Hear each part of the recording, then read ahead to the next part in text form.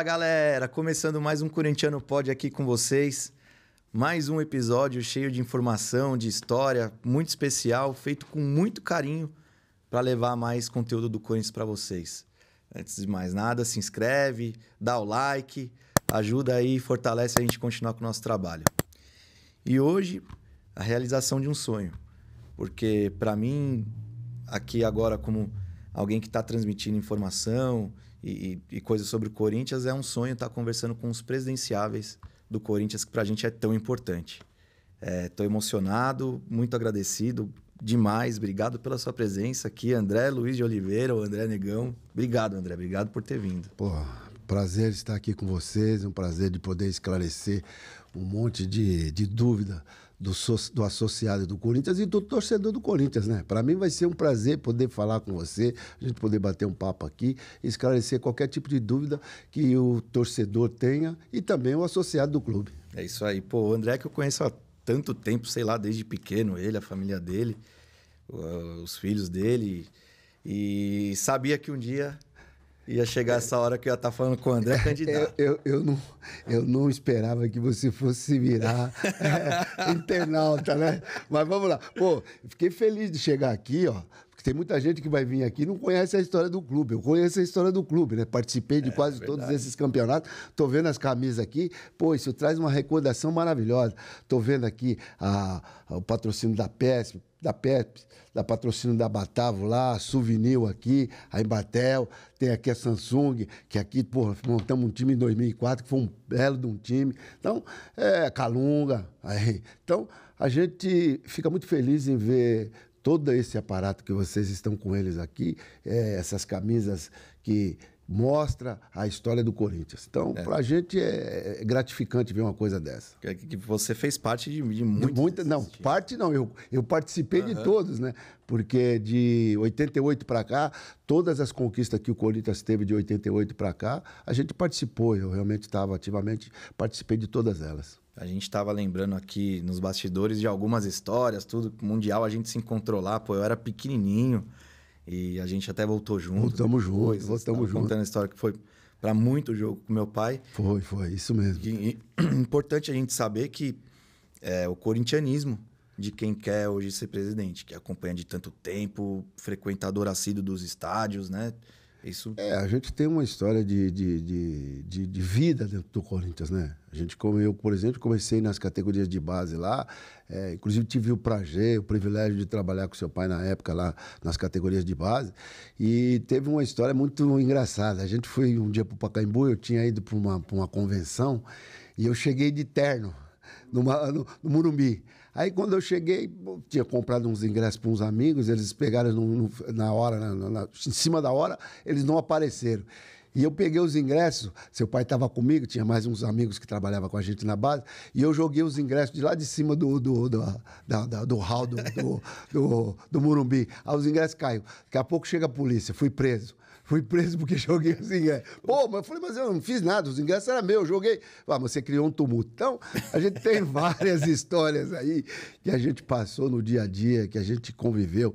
Pô, teve história, o pessoal tá junto comigo, o pessoal do Amador, eu discuti com um empresário em arquibancada por causa de jogador, tudo isso em prol do Corinthians, né? Então, a gente tem uma vida dedicada, uma vida de muitos anos de dedicação e trabalho pelo Corinthians. Legal. E então, já que a gente está falando de história, conta um pouquinho para a gente da sua história, lá do comecinho, o que te trouxe, o que te fez corintiano? A gente já nasce, né? Mas o que te trouxe para o clube? Olha, eu sou nascido e criado na Vila Maria. Gente de família pobre, né? Meu pai era lavador de carro, minha mãe empregada doméstica. Eu passei a minha adolescência toda engraxando sapato, fazendo carreto na feira. Depois eu trabalhei também estava começando naquela época, né? Nem tinha muito, porque o pessoal não tinha quase carro, né? Eu trabalhei em Lava Rápido na Avenida Guilherme Cote, na Vila Maria. Foi um dos primeiros Lava Rápido que eu vi na minha vida, foi lá na Vila Maria, na Guilherme Cote.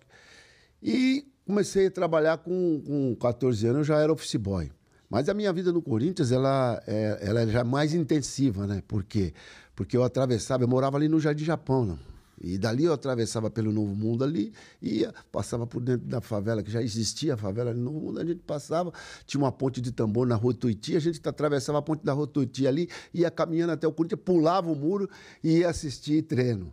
Então, a gente fez isso muitas vezes, porque era uma coisa que... O Corinthians é uma coisa que ele vem de dentro da gente. A gente não tem como mensurar por que você é corintiano. Você é corintiano, e aquilo fica uma coisa efervescente dentro de você, e você não mede esforço, como já vi um monte de gente vender geladeira, vender carro, para poder ver o Corinthians. E aí... Passei essa época toda, a gente não tinha condição financeira para ser sócio do Corinthians, mas aí, naquela época, em 72, já apareceu, já fundaram-se a Camisa 12, e a gente acompanhava, ia na Camisa 12, e o pessoal da Camisa 12 já levava a gente, porque a gente já era sambista, tocava, a gente ia, e quase todos os jogos que a gente tinha condição de ir, a gente ia nos jogos. E aí, quando foi em 1985, que coisa maravilhosa na minha vida. Eu entro a primeira vez no Corinthians e já automaticamente eles me convidam para ser diretor das categorias de base. Como é que foi esse convite? Eu sempre participei de todos os times de várzea que existia na Vila Maria. Eu fiz parte do Lagoinha, eu fiz parte do Liga Nós, eu fiz parte do Cerejeiras, do Duque de Caxias, tá? Do Duque de Caxias. Então, uma série de clubes. Mas, antes disso, em 76, que foi a primeira vez assim, que a gente conseguiu fazer uma coisa diferente no futebol, a gente jogava na Praça Dom José Gaspar. Eu trabalhava na Praça Dom José Gaspar. E a gente ficava jogando bola na Praça Dom José Gaspar. Aí o que aconteceu? A Secretaria Municipal de Esporte resolveu fazer um torneio de office boys. Foi o primeiro torneio de office boys que existiu em São Paulo, foi na Praça Dom José Gaspar. E eu queria montar um time, eu trabalhava na Bandeirantes de Seguro na época. Eu queria montar um time na Bandeirantes de Seguro para poder disputar o campeonato. E a Bandeirantes, na época, eu falei com o Luiz Carlos, que era um cara que cuidava da parte esportiva. Ele falou, André, nós não vamos montar, tal. Aí eu fui numa empresa que se chamava Part-Time. Essa empresa, já naquela época, em 1976, já era uma empresa terceirizada de office boys.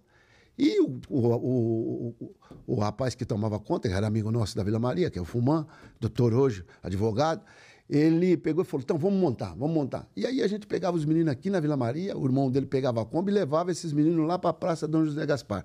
E nós fomos campeão desse torneio. Eu fui receber o troféu no programa da Lolita e do Aleilton Rodrigues, Almoço com as Estrelas. Então a gente já tinha, eu e o treinador do time era eu na época, graças a Deus. Eu fui treinador, então, você vê, foi um torneio pequeno, um torneio de futebol, mas eu já tinha sido treinador em 1976. Então isso foi a coisa que me credenciou para chegar no Corinthians e no longo tempo que eu fiquei nas categorias de base, a gente foi campeão numa série de torneios, fomos campeão da Taça São Paulo, a gente revelou um monte de jogadores que vieram fazer a parte da história do Corinthians.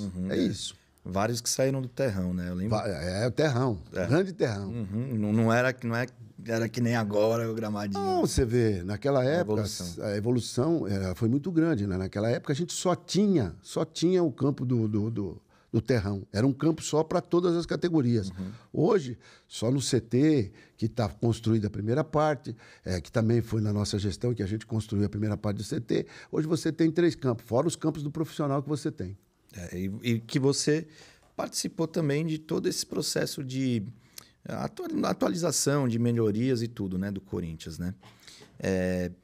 Me fala um pouquinho dessa época que você ficou mais ativo nessas coisas de CT, estádio, né, mais próximo do departamento profissional.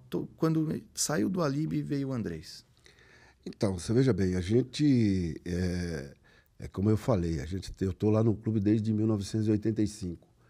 E se teve uma época que eu fiquei muito próximo do futebol, foi nas épocas de 89 e 90. Tá? Em 88 a gente já tinha uma aproximação do futebol profissional, mas 90 foi, eu acho que, uma das épocas que eu mais participei ativamente lá. A gente acompanhei todos os jogos em 90.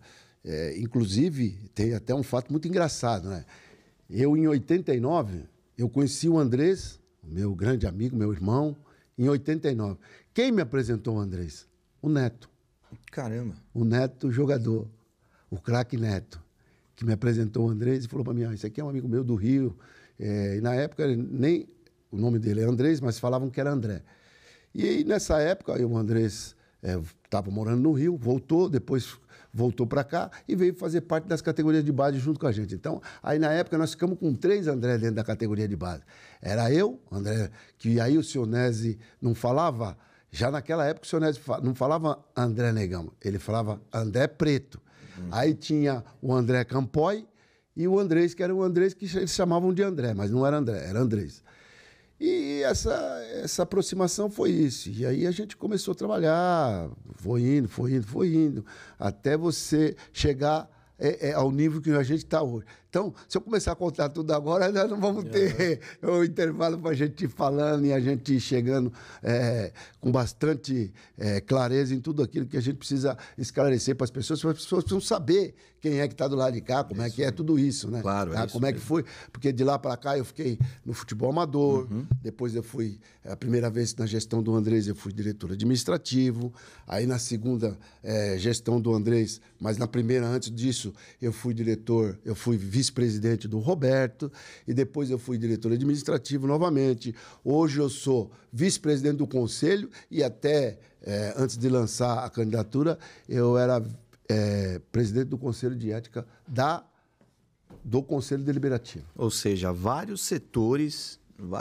do clube. Né? Isso, vários setores. Desde o administrativo, futebol de base, futebol profissional. Nessa do diretor administrativo, qual que era a sua rotina? O que você fez? Quais que foram ali? Como você contribuiu para o clube? Olha, eu cheguei como diretor administrativo, é um fato assim até engraçado, né? Eu era funcionário da Secretaria, na época eu era funcionário da Secretaria Municipal de Esporte. Eu era gestor de um clube na Vila Maria, o clube chama Tomás Mazzoni. E eu tinha conseguido uma verba para ampliação e reformas do clube. E quem era o prefeito na época era o Kassab. E eu perguntei para o André se ele podia dar uma chegada lá, porque o Kassab ia lá para dar início às obras de reforma do clube. Quando o André chegou lá, ele olhou, ele tinha acabado de assumir, em 2007, ele tinha acabado de assumir aquele mandato tampão. Ele olhou e falou, poxa, tio, porque ele me chama de tio, né? Pô, tio, você toma conta disso aqui? Eu falei, eu tomo conta. Ele falou, pô, mas caramba, é grande aqui, porque lá tinha campo de futebol, 3 quadras de futebol de salão, que naquela época era futebol de salão, um mini ginásio do tamanho do mini ginásio do Corinthians. Você tinha 2 piscinas, uma piscina semiolímpica e uma piscina feijão, igual aquela do modelo que tem no Corinthians.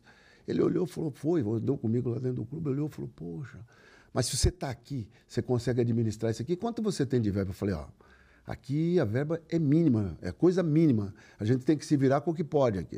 Ele falou, pô, você não queria ser diretor administrativo do Corinthians? Eu falei, pô, mas ele falou, André, se você não tem dinheiro aqui, tio, lá você vai arrebentar, porque você vai ter um pouquinho. Ele falou, não é muito não, mas você vai ter um pouquinho. E aí eu vim, aceitei o convite dele e vim. Então, é muito bom que as pessoas saibam, porque as pessoas pensam que eu fui convidado para ser diretor administrativo do clube, porque eu sou amigo do Andrés, não é nada disso. Ele foi lá e viu o trabalho que eu estava desenvolvendo num clube e me chamou para ser diretor administrativo.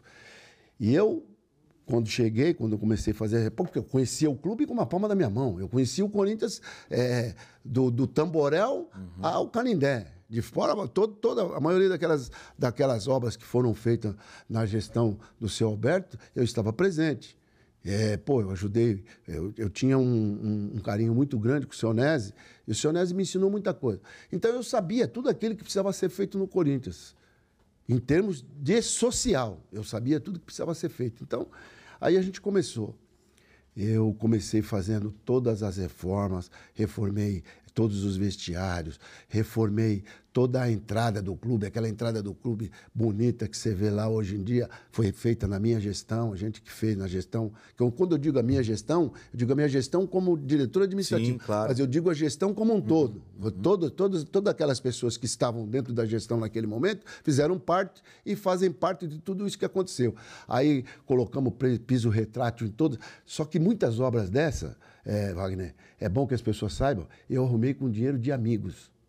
Reformei todas as churrasqueiras, a gente fez a sede do tênis, a gente fez toda a parte de quadra, que já tinha umas quadras de tênis, a gente cobriu quadra de tênis, a gente foi fazendo, fizemos mais um campo sintético, já o seu Alberto tinha feito um campo sintético, fizemos mais um campo sintético. Então, todas as reformas que foram feitas dentro do Parque São Jorge, isso eu tenho que levar dentro do meu coração. Foram feitos na minha gestão e a gente fez com muito carinho.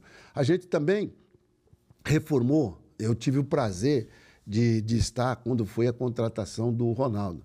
E aí a gente fez uma grande reforma, acho que foi uma das maiores reformas que foram feitas dentro da Fazendinha, foi feito nessa época. Porque na frente hoje tem um vidro ali, quando você está dentro do campo, você olha, você vê a parte de fisioterapia, essas coisas todas. Tudo aquilo ali a gente fez na época porque a gente queria que os associados passassem do lado de fora e olhassem e vissem o Ronaldo treinando.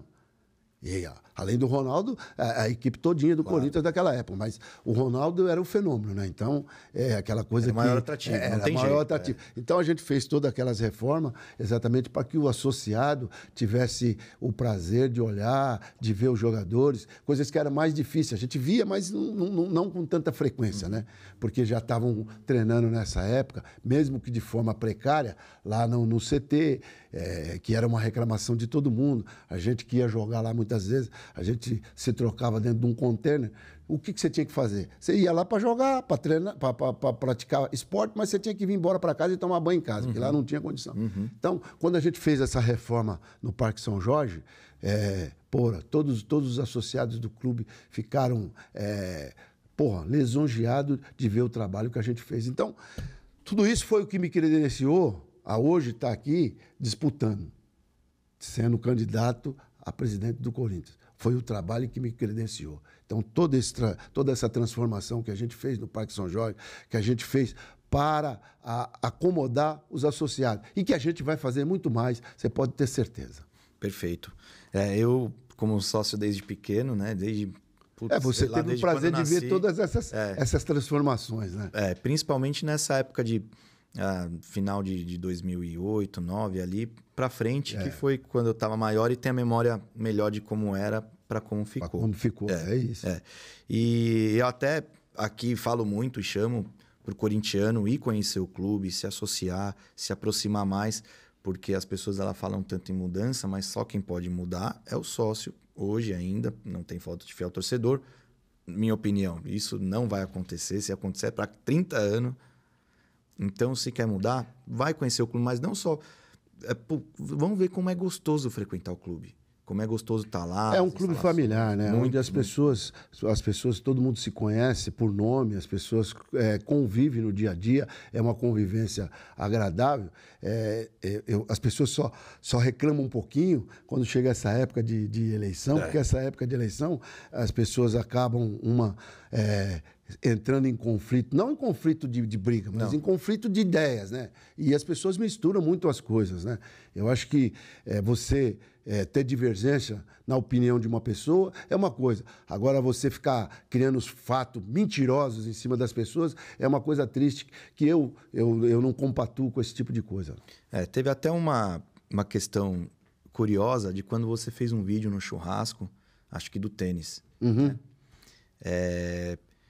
E até defendi tanto você quanto Augusto nessa situação, porque ninguém é inimigo lá, ninguém vai sair se batendo. Vai estar no mesmo churrasco e por estarem aí lá na época próximo de ser candidato, cada um tentando puxar seu voto.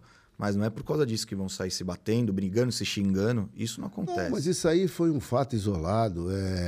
As pessoas confundem muitas coisas. Nós convivemos dentro de um clube. E quando você está dentro de um clube, as pessoas, se são candidatos, elas frequentam os mesmos lugares. Exato. A gente frequenta os mesmos lugares. Então, independente do lado que a pessoa esteja, se ele é candidato contra ou candidato a favor, você acaba se encontrando no mesmo lugar. Porque, veja bem, é diferente de... Eu vejo muitas pessoas falar do Congresso Nacional. Por exemplo, o Congresso, cada um tem o seu estado para tomar conta. Aqui não, o nosso estado é o Corinthians. Então, depois que terminar toda a eleição, quando terminar, todo mundo volta a torcer para o mesmo clube. Exato. Acabou, então não tem isso. Então, alguns até torcem para... Eu sempre torci pelo Corinthians e nada me faz mudar. Eu sou Corinthians até a morte. Quando eu já falei, e já tem um pedido para minha família. Eu já falei, olha, quando eu morrer, eu quero ser cremado. Vocês vão lá, vocês não deixar jogar cinza dentro do Corinthians, vocês jogam na porta, não tem problema. Joga lá no canteiro que tiver na porta, lá que eu estou no mesmo lugar. Não vou sair do lugar do Corinthians. Eu não vou sair dali. Então, é o cara que era pobre, pulava o muro, tal. Não serve, joga lá perto, lá, mas eu vou ficar ali perto do Corinthians, sempre olhando pro Corinthians. Isso não tem jeito, até a morte. É isso aí, tá certo. Quantas vezes a gente não vai num churrasco do Churumelas? Inclusive, um abraço para todos que a galera do Churumela. E a gente está todo mundo lá. Então é isso que as pessoas têm que entender. E não pode ter esse tipo de conflito. Nós não podemos ter conflito. O conflito nosso é o seguinte: é fazer o Corinthians melhor. Sempre melhor do que os outros. Nós podemos ter conflito com os outros, mas não conflito de briga, nada disso. Conflito que eu digo, conflito porque nós queremos ganhar, eles também querem ganhar. Então, do nosso lado, nós temos que torcer sempre que o Corinthians seja melhor do que todos eles. Perfeito. Falando de Corinthians melhor, me fala um pouco do seu projeto, das suas propostas, para, se caso tudo der certo, você ser o novo presidente do Corinthians. Olha, a gente tem proposta para cada segmento do Corinthians, né? Mas o carro-chefe nosso é o futebol profissional.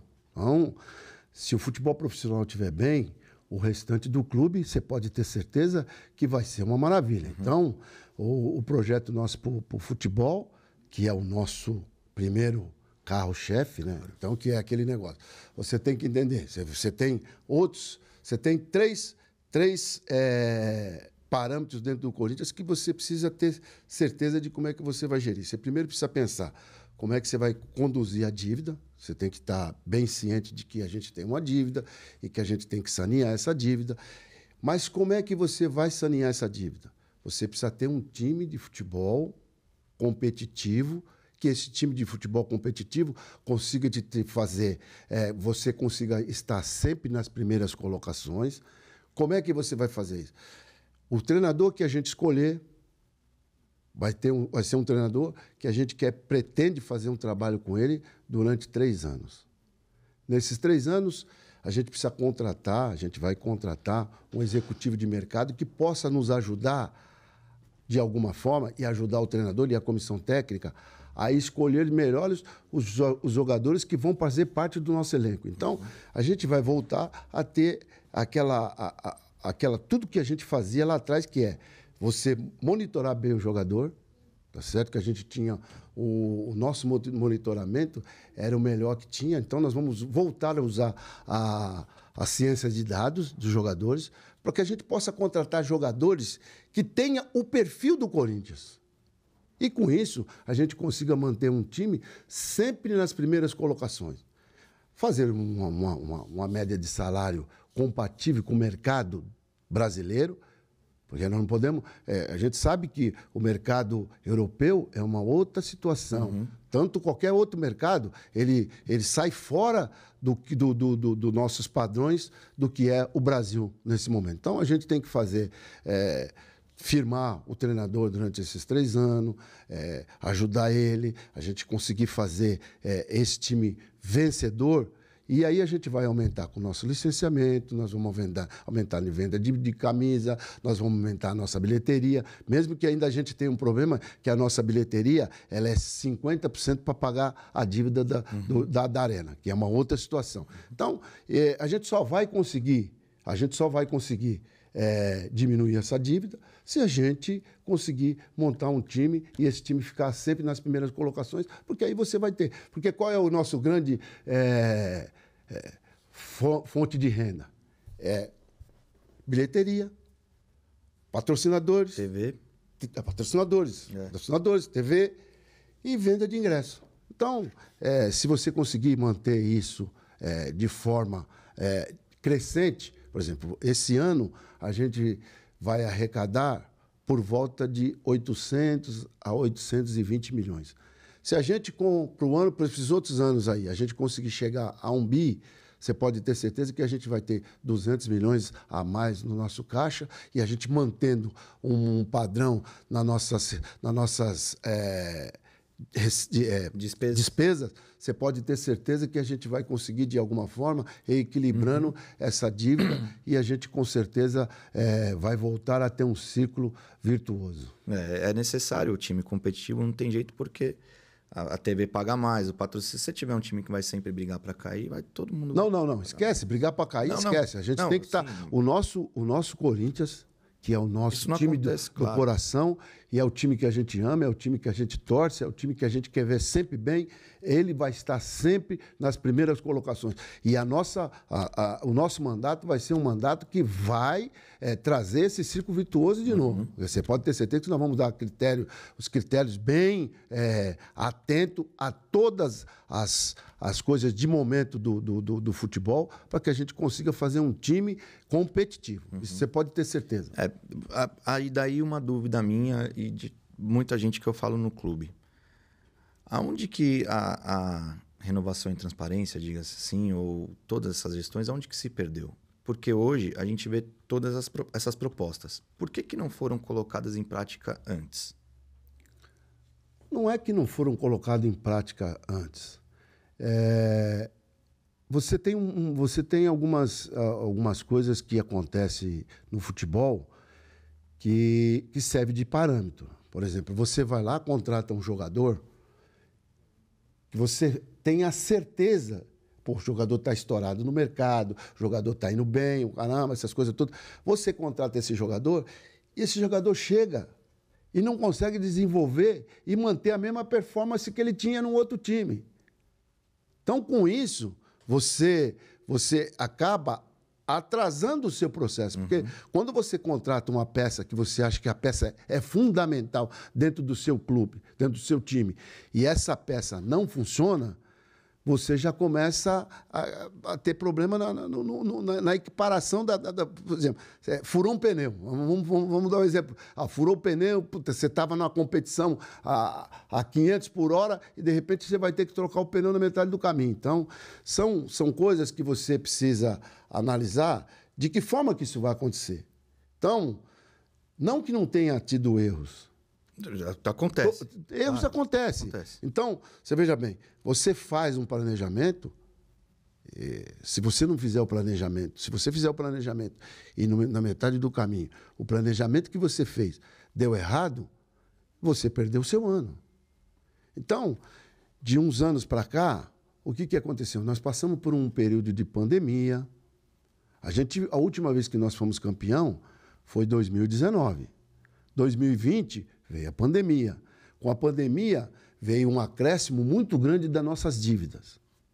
A nossa dívida cresceu muito no período pandêmico. E de lá para cá, a gente optou, nesse primeiro momento, em manter um time que mantenha, que não está chegando nas primeiras, mas a gente está disputando, mas que ele consiga ter uma performance que você consiga, pelo menos, manter o equilíbrio do clube. A gente optou fazer uma parte das finanças, e isso está sendo muito bem conduzido. De lá para cá, a gente praticamente quase dobrou o valor da nossa receita. Então, foram opções que foram feitas que você tem que analisar.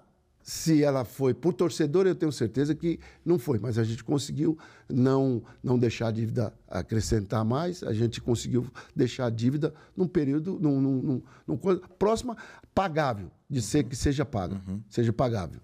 Essa última gestão, a do Duílio agora, eu acho muito louvável.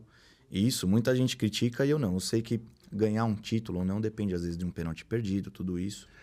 Né? Mas ele está ali tentando. E aí, nessa linha que ele vem, que ele trouxe a Falcone e a KPMG. Certo. Você, não com essas empresas, mas continuaria com esse mesmo tipo de serviço? Não necessariamente com as mesmas empresas, mas continuaria com Olha, essa gestão? você veja bem, Wagner. A Falcone e a KPMG são duas empresas distintas. Uma veio para ajudar a gente numa questão. E a Falcone veio para ajudar a gente nas questões que o clube não tem expertise. É uma expertise de administração de empresa. Perfeito. Eles veio trazendo algumas modernidades que foram introduzidas e a gente precisa sentar com todos eles assim que a gente terminar, que a gente sentar na cadeira e ver tudo aquilo que foi colocado dentro da gestão e o que eles propuseram nesse meio tempo que não foi utilizado ainda e que realmente pode trazer benefício tanto na parte financeira como na parte de administração dos funcionários, né, dos colaboradores. Sim. Então, a gente tem que fazer um levantamento. De forma alguma, eu quero continuar com as empresas, até porque eu tenho certeza que eles têm muito mais ainda a colaborar com nós. Eu tenho certeza disso, que a gente vai ter nessa administração, que é uma administração que a gente vai fazer uma administração diferente, uma administração moderna, uma administração virada para mais pessoas com currículos para cada departamento. Então, isso eu tenho certeza que a Falcone vai nos ajudar e a KPMG também vai nos ajudar no que for preciso. Então, a gente vai manter o trabalho e sentar com eles e ver tudo aquilo que a gente pode colocar em prática daqui para frente que não foi colocado até agora, que já deveria ter sido colocado em prática e não foi colocado. Então, a gente vai ter bastante atenção com esse tipo de coisa e a gente vai resolver. Legal. É que eu acho que até 3 anos é pouco para um presidente. Eu acho que deveria ser pelo menos 4. É tanta coisa para ser. O Corinthians é muito grande. Muita coisa. Você vê que até na própria política você tem um mandato de 4 anos. Eu acho que um mandato de 4 anos num clube sem reeleição seria o ideal. Infelizmente, a gente tem hoje um mandato de 3 anos. Certo? Lá atrás era um pouquinho pior.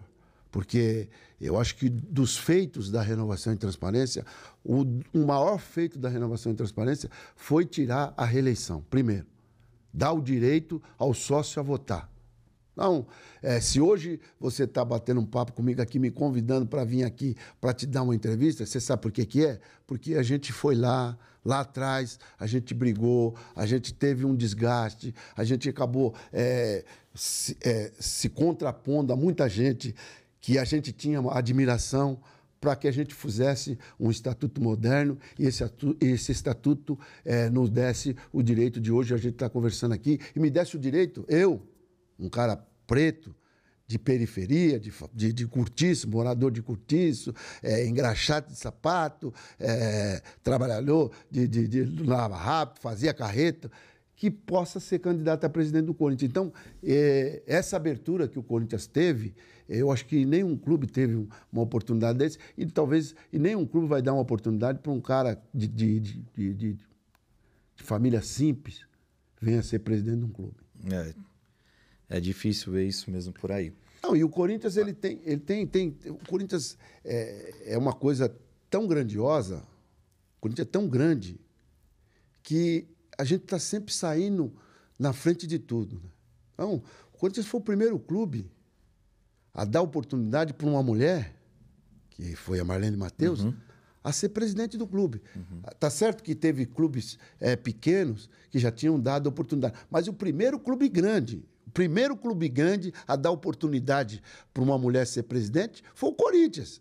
Aí depois veio o Flamengo e depois veio o nosso maior adversário aí, que tem uma mulher que é presidente. Mas o Corinthians foi o pioneiro.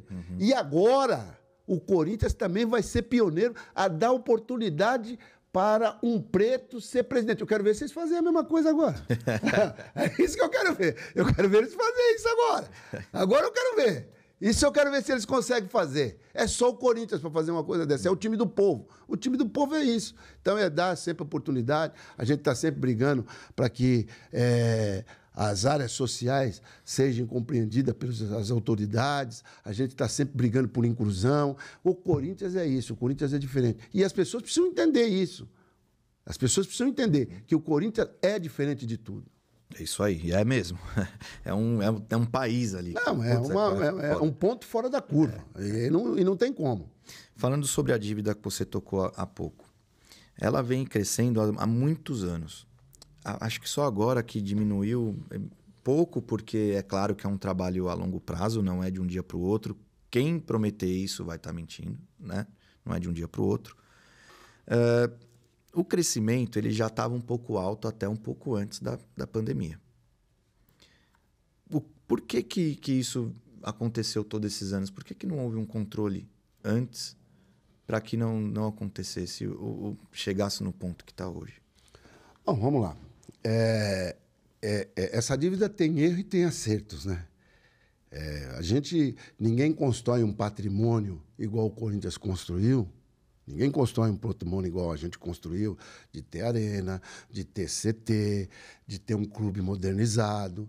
Ninguém consegue isso sem você pegar dinheiro emprestado. Ninguém consegue. Você tem uma empresa, se você quer crescer a sua empresa, você não vai tirar do seu dinheiro, você vai tentar um financiamento bancário para você poder crescer as suas empresas. E com os lucros que você tem, você vai pagando essa dívida que você criou. E o Corinthians não foi diferente. Para você ter o CT, para você ter estádio, você teve que pegar dinheiro emprestado. Uhum. Então, muitas coisas que as pessoas falam, elas precisam entender. Você não compra uma casa... Normalmente, todo mundo que compra uma casa que é financiada pela Caixa Econômica Federal, ela tem uma dívida de longo prazo. E você, quando faz um financiamento desse, você não prevê que se de repente, olha, eu posso perder o emprego, essas coisas. Tudo isso vem lá na frente como consequência do seu empréstimo. Então, por exemplo, uma das coisas que foi... que ajudou no aumento dessa coisa foi essa pandemia, porque quando veio a pandemia a gente já estava devendo. Você falou que a gente diminuiu a despesa hoje, a dívida hoje. Não, a gente não diminuiu a despesa, a dívida. A gente conseguiu manter ela no mesmo nível que ela estava o ano passado. Então, só o fato de você conseguir manter e você saber que você está pagando hoje um juro da Selic de 13 pontos alguma coisa, então... você já fez um ato heróico dessa primeira parte, tá certo? Porque você conseguiu aumentar as suas receitas, e conseguiu, de alguma forma, pagar os juros que foram de mercado e você não aumentou sua dívida. Então, eu acho que isso é muito importante.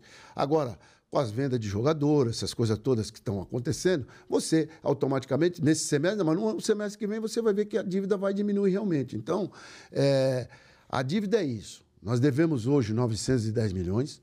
Ela pode oscilar um pouquinho para cima, talvez um pouquinho para baixo. A gente só vai saber disso no final do ano. Certo. Não tem como você saber hoje se ela vai oscilar para baixo ou se ela vai oscilar para cima. E desses 910 milhões, 550 já está compactuado para 15 anos. E você fica com 400 milhões para pagar.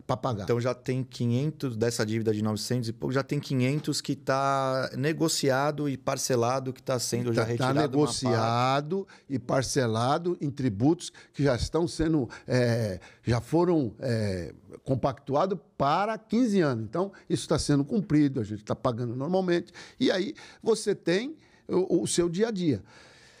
E hoje, por exemplo, se a gente está...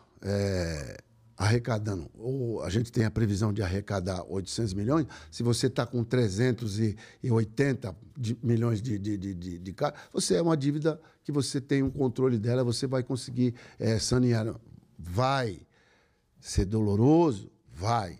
Mas a gente tem que aprender a conviver com isso e ir diminuindo a dívida a partir do trabalho que a gente vai fazer no dia a dia dentro do clube. Perfeito. Uma dúvida.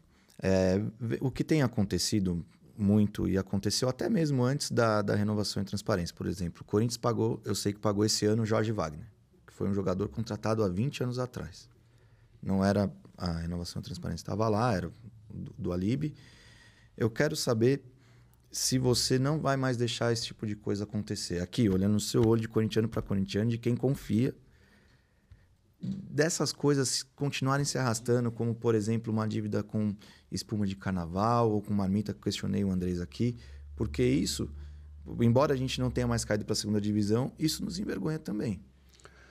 Olha, eu não sei o que o Andrés respondeu nessa história de marmita. Isso não é nem marmita. Não, ele até ele explicou, mas... Você está entendendo? O que aconteceu na época? Foi falta de diálogo. A primeira coisa que a gente vai fazer no nosso mandato é trazer todos aqueles credores que têm a receber com o Corinthians e deixar eles muito próximo da nossa administração. Para que isso? Para que a gente possa discutir e esse tipo de coisa a gente não escute mais. Não é interessante nem para o fornecedor ficar denegrindo a imagem do maior clube do Brasil ou do maior clube da América Latina. Não é interessante isso. Então, o que a gente quer? Que a gente quer aproximar todos esses credores do Corinthians, negociar de forma que a gente consiga, com o nosso fluxo de caixa, pagar essas coisas. Você está entendendo? Agora, tem coisas que não estão no dia a dia. Por exemplo, você está me falando do Jorge Wagner. O Jorge Wagner foi um atleta que foi contratado lá, e esse processo vai se arrastando. Aí chega num belo dia, olha, a conta do Corinthians foi bloqueada. Por que foi bloqueada? Por causa de um pagamento de uma coisa atrasada, que não era nem na gestão da renovação e transparência, mas que está sendo pago. Mas o que as pessoas precisam entender que a renovação e transparência foi um movimento que a gente fez em 2006 para trazer mudanças para o clube. E trouxemos. As maiores conquistas foram feitas pela renovação e transparência. Agora, mesmo antes da renovação e transparência, a gente já tinha dívida que vinha se arrastando. Sim. Então, essas dívidas vêm se arrastando durante anos. André, não me lembro nenhuma vez que alguém falou assim, o Corinthians tem dinheiro em caixa. Eu me lembro de uma parceria, porque eu vejo os caras hoje, todo mundo falando de SAF. O Corinthians já fez SAF lá atrás. O Corinthians já tinha feito SAF. Se você pegar aqui, na época dessa camisa aqui, que foi com o Kia, Samsung, foi o Kia veio, se as pessoas não sabem, né? Porque as pessoas não participavam no dia a dia. Ele pagou toda a dívida que o Corinthians tinha na época, que era 22 milhões, e dava 800 mil reais para o clube todo mês. A única coisa que ele queria era o time de futebol. E qual que é o nosso maior patrimônio? Patrimônio do clube, o primeiro maior patrimônio do clube é o time de futebol. Então isso aí acabou gerando uma série de discussão e acabou acontecendo tudo aquilo. E quando aconteceu tudo aquilo, os 22 milhões que ele tinha pago, aí caiu tudo por água abaixo, porque aí veio aquela coisa do Nilmar, veio aquelas outras coisas, e começou a vir uma enxurrada de processos, um atrás do outro, por causa da saída da parceria. E a gente vem carregando isso de lá para cá. Essas dívidas foram se aumentando, e a gente chegou nesse patamar que está hoje. Mas o Corinthians é grande, gente. O Corinthians é uma coisa completamente diferente de todos os outros clubes. O Corinthians, mesmo nas épocas que a gente estava... Nós ficamos 9 anos sem bilheteria. Você imagina que desses 9 anos que nós estamos sem bilheteria, esse dinheiro foi para pagar o estádio. Então, se a gente tivesse com esse dinheiro, você pode ter certeza que hoje nós não estaríamos com a dívida aqui, com a dívida que nós temos hoje, e a gente podia até ter dívida, mas era uma dívida equilibrada. Você vê que, com todos esses problemas, eu vou entrar um pedacinho do coisa, porque eu sei que você vai me perguntar daqui a pouco, eu já vou aproveitar e já vou falar. O espaço é seu. Na construção, na concepção do estádio, a gente tinha a visão de que a gente ia construir o estádio com 450 milhões. Aí, na metade do caminho, uma coisa que todo corintiano viveu a vida inteira. Eu vi 300 marquetes. O cara reclamava. A gente ia em qualquer lugar que a gente ia, os caras falavam, vocês são Rua São Jorge sem número, vocês não têm casa, vocês não sei o quê. Então, era uma coisa que era um anseio, era uma frustração de todo o torcedor do Corinthians. A gente não tinha uma casa. Não tinha.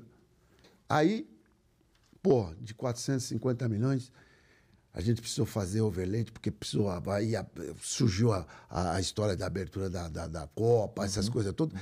E o valor que a gente tinha em mente saiu completamente fora daquilo que era da nossa alçada. Só que a gente tinha um comprometimento em tudo isso. Se a gente não fizesse a abertura da Copa do Mundo, a gente pediria o direito do CID. Então, eu acho que talvez aí é aquele negócio. Você já viu falar quando você mora de aluguel. Aí, de repente, você fala, puta, eu vou ter minha casa.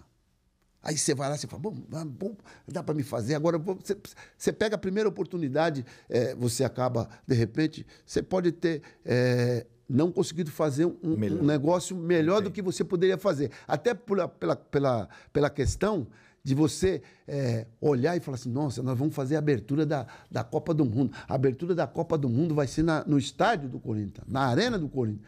Então, você se empolga e você acaba gastando um pouquinho mais daquilo que você poderia ter economizado. Você acaba gastando mais por causa da abertura da Copa. E aí, hoje, a gente carrega essa dívida. Para fazer um contraponto sobre tudo isso, você tem uma coisa que eu acho que nenhum clube conseguiu fazer. A gente, num período pandêmico, a gente conseguiu vender o nome da Arena, Panel Química, por 300 milhões. Foi uma das maiores negociações feitas no futebol. Só que ninguém fala isso. Então, dos 670 milhões que nós devemos hoje, 400 já está pago só com o Emirates. É que vai direto para pagar a dívida. E as pessoas não veem isso. Então, vendeu por 400 e vai pagando... Já paga direto. Esse dinheiro não passa na conta do Corinthians. Esse dinheiro vai direto para a Caixa Econômica. Então, nós temos uma dívida lá de 270 milhões. Desses 270 milhões, a Arena fatura por ano 100 milhões. Você tira as despesas, o restante você consegue pagar a dívida. Então, é uma dívida que está mais ou menos organizada. Tá? Mas deixa eu te perguntar uma coisa. Você falou 9 anos sem a renda porque estava pagando um estádio. Não era para essa dívida estar menor, então? Porque a gente está falando de quase 10 anos. Mas você tem que ver o juro, né? Você tem juro, você tem correção monetária. Você está entendendo? Então, por isso que hoje a gente está tentando montar um grupo de finanças que consiga cuidar melhor dessa parte com a Caixa Econômica, fazer tentar mais um acordo, fazer alguma coisa que a gente diminua o custo desses juros. Então, se a gente conseguir diminuir o custo desses juros, você pode ter certeza que a gente vai conseguir resolver isso o mais rápido possível. Não é uma coisa que você vai resolver, que nem nós abrimos aqui o programa, você foi muito feliz de falar, que eu vou resolver em 3 anos. Mas vamos deixar uma coisa bem organizada para que a gente tem que fazer, daqui para frente, um projeto para 10 anos. Nesse projeto para 10 anos, você pode ter certeza que se todo mundo que vier cumprir o seu papel e fizer do jeito que vai ser programado, você pode ter certeza que nós vamos conseguir resolver o problema. Você vê que tem gente aí que fez esse mesmo projeto. Você tem um projeto de 10 anos, você tem que seguir o projeto. Se você conseguir seguir o projeto, seguir a gestão, seguir todas as normas e os procedimentos que vão ser colocados ali, você pode ter certeza que a gente vai resolver todas as questões do Corinthians o mais breve possível. Daí o que o Andrés falou, uma coisa que eu concordo com ele, que acho que foi um erro geral, não só do Corinthians, que o futebol demorou para se profissionalizar assim, na diretoria, os bastidores, né? Isso é um erro geral, aconteceu com todo mundo, a dívida de todo mundo aumentou, é que o nosso rival teve uma injeção muito grande de grana, patrocinador, enfim. Mas isso acabou demorando, não só no Corinthians, para todo mundo, né? Não, e a Arena, você vê, eu vou voltar na Arena até porque para a gente ir entendendo algumas coisas, né? Ainda a gente tem uma série de atividades que são desenvolvidas pela Arena hoje. Tá certo? Você tem lá o Bar do Zeca, você tem o Fielzone, você tem Faculdade, academia. O Bar do Zeca, você tem a academia, você tem uma universidade que está instalada lá. Então, você tem uma série de projetos que estão sendo desenvolvidos dentro dela, mas que nós podemos melhorar muito mais ainda. A gente está tentando, junto ao governo do estado e ao governo municipal, que a gente coloque a Arena no circuito cultural. para que a gente possa, de alguma forma, trazer atrativos, outros atrativos que possam trazer lucratividade, tanto para o entorno da arena, como para nós também. Então, tudo isso que a gente fizer, que a gente conseguir fazer na arena, a gente vai conseguir trazer recursos e deixar a arena ainda mais sustentável, porque ela é o segundo patrimônio depois do time de futebol, é a arena. Primeiro a nossa torcida, primeiro, depois o time de futebol e depois a arena. Então, são os três pilares mais importantes do Corinthians. É isso aí. Então, a gente colocando no circuito cultural, a gente pode trazer shows, a gente vai trazer teatro, balé, a gente pode trazer shows, tanto nacionais como internacional, e tudo isso vai trazer um ativo para o clube que a gente pode arrecadar um pouquinho mais nos dias de ociosidade da arena. Então, os dias que fora os dias de jogos, nós vamos ter outro tipo de atrativo. E a gente também vai lutar para que o entorno da arena sinta-se abraçado pela Arena Corinthians e pelo time do Corinthians. Então, é uma coisa que a gente já está trabalhando, já estamos em projeto, o projeto nosso já está sendo desenvolvido, a gente já está fazendo uma boa interlocução, e vocês podem ter certeza que é um outro projeto que vai dar certo, que já deu certo, né? Porque uma casa que recebe 40 mil torcedores todos os jogos, não tem como você falar que não deu certo. É uma coisa assim, fora do comum. É uma coisa que a gente... Quem frequenta lá sabe. Sabe que é uma coisa fora do comum. Quando você fala... Eu vejo os caras falar dos ingressos. Você vê que a precificação do ingresso do Corinthians foi uma coisa tão muito bem organizada, e está muito bem organizada. Por quê? Porque a gente consegue manter um público de 40 mil torcedores. Então, é uma coisa que foi muito bem planejada. Eu ia te perguntar agora sobre esse preço de ingresso e os outros projetos de arena. O Andrés falou que tem lá as fundações, tudo certo, para fazer maior. O que você acha sobre isso, para aumentar ela? Olha, eu gostaria de ter um estádio que coubesse, não 50 mil pessoas, que eu pudesse ter 70 mil. Seria legal. Mas seria legal se você também tivesse, hoje, com toda a nossa lotação esgotada. Se eu tiver... Porque eu vou te explicar para você entender. A arena hoje cabe 47.650 lugares. Certo. Desses 47, você usa 40 mil. Ainda está te sobrando 7 mil lugares. Se você tivesse todos os jogos 45, 46, você podia, primeiro pensar. Olha, num futuro bem próximo, talvez eu tenha que aumentar a minha arena. Tá certo? Por que eu acho que hoje é inviável? Hoje, nós devemos... O que eu te falei, que está compactuado com 400 milhões que a gente já tem no name rights, mas você deve 270 milhões ainda que você tem que pagar. Para você levantar, para você aumentar a capacidade da arena hoje, além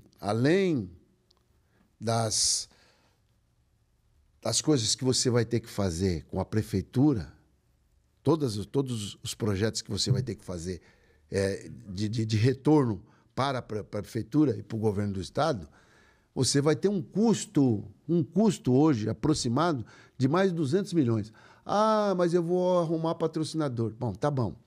Eu vou arrumar patrocinador, você vai me pagar 200 milhões e o que você quer de retorno? Ninguém vai dar 200 milhões para alguém, claro, e dizer para ele assim, olha, toma 200 milhões. Ninguém vai fazer isso. E aí, você tem um problema maior. Qual é o problema maior? Quando você aumentar a sua capacidade, você vai dobrar suas despesas. Você dobra a sua despesa. Não pensa que... porque hoje você tem 47 mil lugares, tá certo? Se você pôr mais 20, por que vai aumentar a sua despesa? Porque é uma diferença muito grande de mais 20 mil lugares. Não é uma coisa tão fácil assim. Esses 20 mil lugares, talvez que você vá aumentar, vai te refletir muito mais do que os 47 que você tem. Então, você pode até passar de 50% ou 60% da sua despesa por causa desse aumento da coisa. Fora que você vai ter que ficar um bom tempo trabalhando com uma quantidade menor de torcedor, porque você vai estar trabalhando para ampliar essas coisas todas.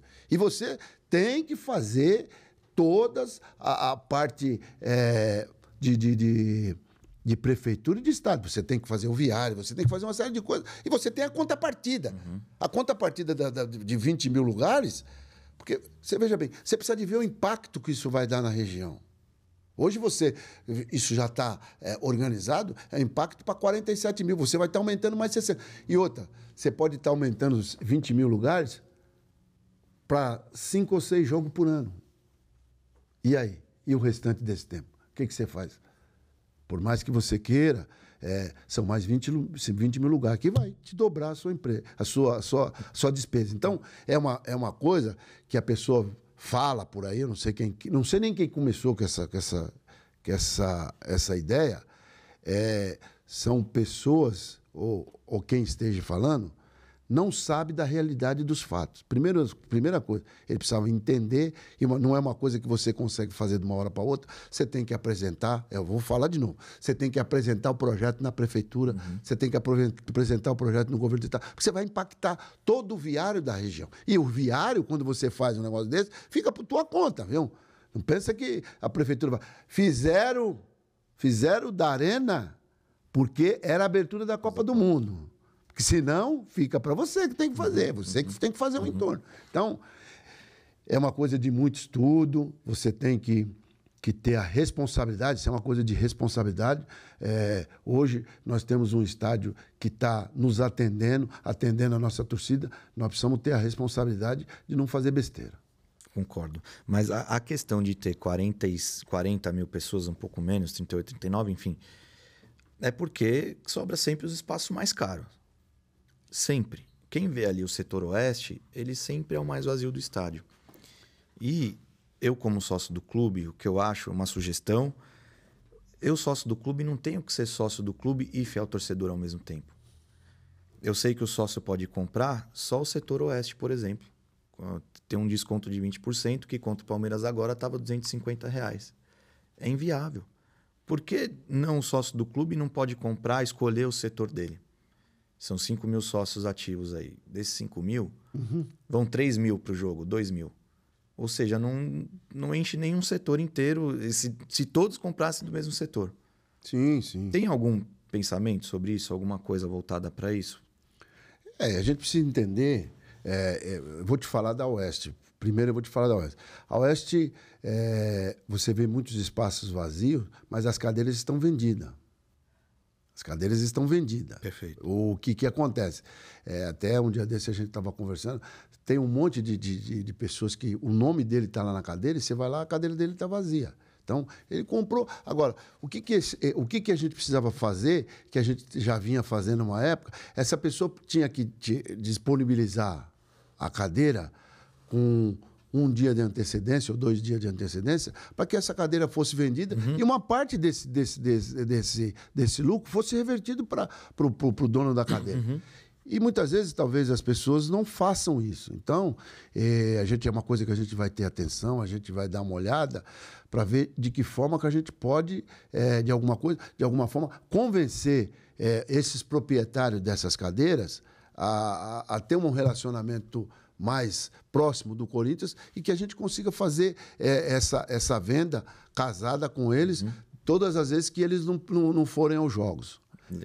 Agora, quanto à questão de você determinar que você consiga comprar em outro lugar do estádio, eu acho que não tem problema, não. Isso é só questão de você acertar na parte de arrecadação. Eu acho que eu não vejo problema para isso. Isso é uma coisa que é mais administrativa. E porque isso me incomoda muito os sócios que eu converso e falam a mesma coisa. Pô, vai comprar pelo fiel torcedor, tem que ter aquele mínimo de pontos. É muito difícil, porque a gente tem um público hoje muito que frequenta muito e as mesmas pessoas ali. Quem vai, que eu vou bastante, vê que é as mesmas pessoas que acabam frequentando o estádio. Então, não consegue comprar, porque até quem não vai no jogo acaba comprando só para continuar. Para pontuar. E não tá errado também o cara fazer isso. Tá, mas não tá, é difícil. Mas então, é exatamente igual ao que eu estou falando da cadeira. O cara compra a cadeira, o sócio compra a cadeira, o corintiano compra a cadeira, e muitas vezes ele não vai. Ele podia até, eu não quero ir, mas eu comprei a cadeira, eu posso dizer o seguinte, olha, eu posso chegar aqui, Wagner, olha, eu não vou no jogo amanhã, está aqui o meu ingresso, vai lá no jogo. Você vai estar dando uma oportunidade de uma outra pessoa conhecer a arena. Mesmo que você... Porque se você não vai, mas você já pagou. Então, é indiferente você deixar alguém assistir no seu lugar. E que para a gente é bom, para o clube é bom, para o torcedor é bom. Então, eu acho que são questões mais administrativas, né? Então, essas questões administrativas é mais fácil de você contornar.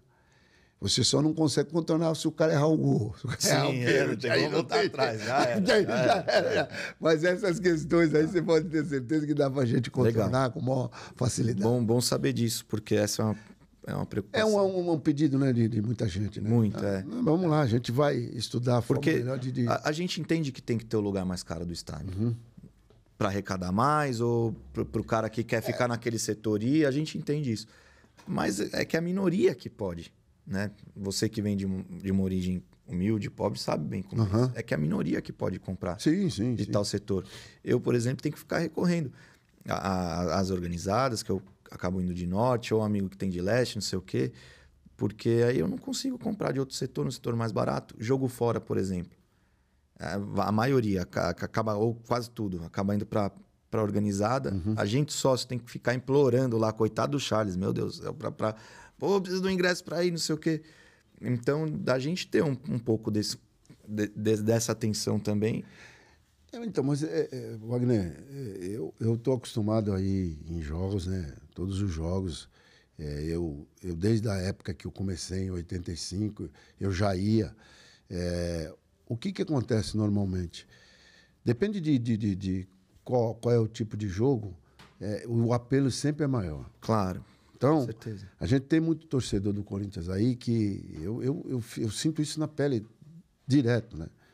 O cara quer torcer no jogo final. Aí é difícil mesmo.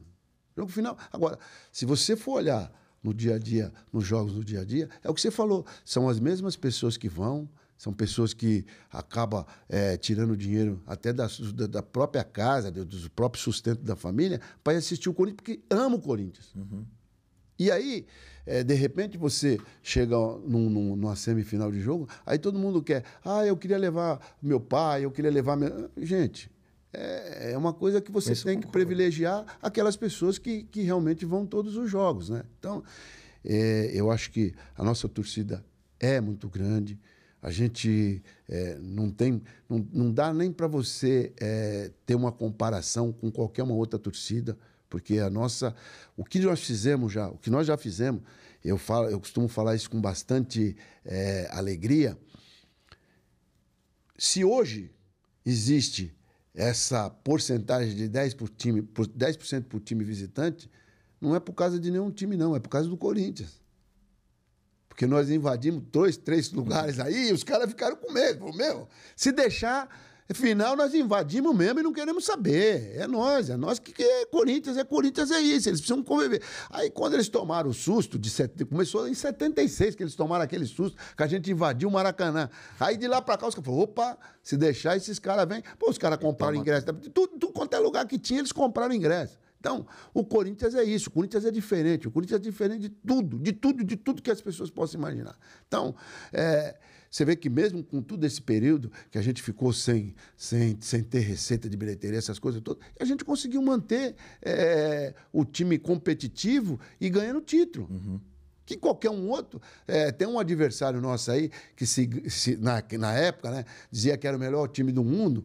Eles, quando construíram o estádio, ficaram quase 14 anos sem ganhar nada. Nós construímos o estádio, estamos pagando e ganhando.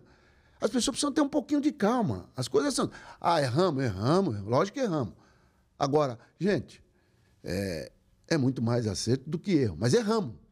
Não podemos. Errou o Mário, errou o Roberto, errou o Andrés, errou... Bom, então, é uma sequência. Agora, acertou também. Então, a gente precisa ter um pouquinho de paciência. Eu acho que é uma coisa que, se todo mundo estiver unido dentro do clube, se todo mundo remar pelo mesmo caminho, você pode ter certeza que são coisas que a gente vai resolvendo. E essas questões administrativas, você pode ter certeza que a gente vai resolver com muito mais facilidade. Como você conhece bem o clube, o sócio do clube, eu acredito que vai muito dar mais uma olhada fácil, boa né? para isso. Muito mais fácil. A gente vai olhar com carinho, com atenção e vamos ouvir todo mundo, né? Sentar lá e ouvir. Olha, por que não pode ser assim? Por que tem que ser assim? Por que é assado? E aí a gente acaba conseguindo resolver todos os problemas. Legal. Você pode Agora, umas dúvidas que não tem como não fugir. Aquilo que, quando eu falei, pô, André vai gravar comigo, todo mundo fica, pergunta isso, pergunta aquilo e tal. Não tem como. Sobre a questão da Lava Jato, quando houve aquelas acusações, teve um áudio seu que saiu de uma mala de, sei lá, R$500 mil, não sei o quê. O que aconteceu ali, André?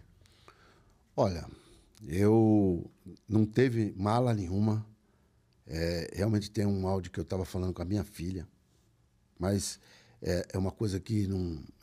como eu estava falando com a minha filha, é uma coisa que eu não quero tocar no assunto, mas eu vou te dizer uma coisa. Essa questão da Lava Jato, eu fui investigado 6 anos pela Polícia Federal e, consequentemente, pelo Ministério Público. A Polícia Federal arquivou tudo. O Ministério Público também arquivou. Então, a única coisa que eu tenho para dizer para todos vocês corintianos, eu sou ficha limpa. Vocês vão ver na hora que eu for apresentar as minhas certidões. Eu não devo nada, não tenho nada. Perfeito. Sou ficha limpa. E fica à vontade para, se não se sentiu bem, não... Não, é isso eu tô tranquilo. Até porque quando você não tem nada, quando você não deve nada, você fica numa tranquilidade danada. Você pode responder com uma certeza de que, olha, o que eu tenho que apresentar? Eu tenho que apresentar as minhas certidões. Está aqui, eu vou apresentar minhas certidões. Eu não estou indo para lugar nenhum pedir reabilitação, pedir isso, pedir aquilo. Eu não tenho que pedir nada. Eu sou ficha limpa. Então, você veja bem, se eu tivesse algum problema, eu estava correndo atrás. Eu não preciso correr atrás de nada. Uhum. Eu só tenho que esperar no dia, ir lá, tirar minhas certidões, ver o dia da inscrição, fazer a inscrição da minha chapa e acabou, e vida que segue. Legal. E sobre aquela fala que teve do BMG, na época até eu te mandei uma mensagem no Facebook. Eu fiquei chateado, porque eu não tenho cartão BMG, porra. Bom, até eu te mandei lá. Vamos lá. Eu já fiz já fiz culpa inteira, né? Pedi desculpa já para os torcedores várias vezes, e mais uma vez aqui eu vou ter a oportunidade de pedir desculpa. Aquilo foi um podcast, esses podcasts que a gente fica descontraído, começa a falar uma coisa. Isso eu tive a infelicidade de fazer um comentário no final. Já pedi desculpa várias vezes para a torcida, vou pedir novamente aqui. Dizer que isso é um fato superado e vamos seguir a vida para frente. E vocês são corintianos, eu sou corintiano e todos nós somos corintianos. Então, o corintiano é corintiano de qualquer forma. Então, talvez no dia foi porque eu estava com algum problema, porque você tem problema também. Então, tem dia que eu quero falar uma coisa e falo outra. Uhum. Até dentro da sua própria casa, você tem hora que você erra. Você erra com o filho, você erra com a esposa, você erra com alguém. Quer expressar de um jeito você quer falar uma coisa e você acaba trocando a palavra e você fala uma outra coisa que não era aquilo que você queria. Então, mais uma vez, eu quero pedir desculpa aos torcedores do Corinthians aqui, mas dizer que vida que segue, já pedi desculpa várias vezes e estou pedindo novamente. Legal. Agora, sobre o que muito se fala... Falava mais antes, quando o seu filho, André Vinícius, ele jogava lá. Certo. Né? Aqui já antes, eu vou dar até uma opinião minha e aquilo que eu já falei para muita gente. Pode ter a crítica que for ao André. Mas não disso, porque eu joguei com ele, né? Eu fiquei um período lá, 2007, e tive a oportunidade de jogar com ele e ver. Né? E depois... como um bom corintiano, acompanhar as categorias de base e também a Copa São Paulo, tudo, preparação, tudo essas coisas. Na minha opinião, era um bom jogador. Boa estatura, tinha boa saída de bola, um bom porte físico. Na minha opinião, era. O que falam tanto e por que o André que colocou e o que ajudou? Eu dei minha opinião de quem viu ali e jogou do lado. As pessoas podem falar disso, perto de mim. Eu vou falar e vou dar sempre minha opinião. Já dei para várias pessoas lá, inclusive da oposição, que falou, mano, disso não. Pode falar do que for, mas disso eu vou defender porque eu vi.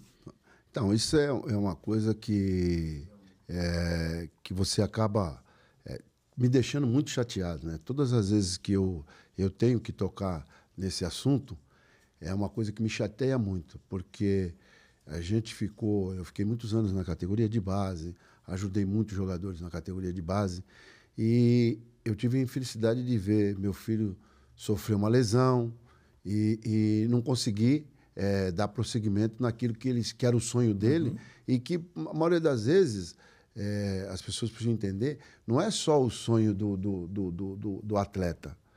Você tem um aparato todo atrás, você tem uma família atrás que está torcendo, que veio...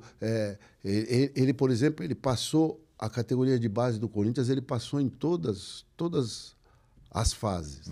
Ele foi passando, como você passou, e chegou num momento que você falou assim, olha, não dá mais para mim, e você parou. Ele não, ele foi passando.